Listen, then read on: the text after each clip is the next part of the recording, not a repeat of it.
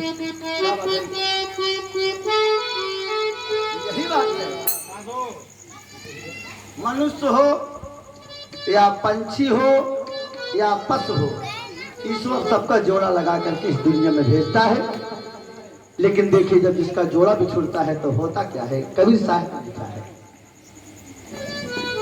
अरे सब के मलिकवा भगवान,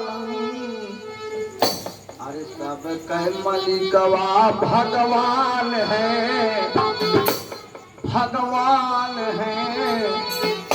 अरे भजो रे मनुआ राम राम।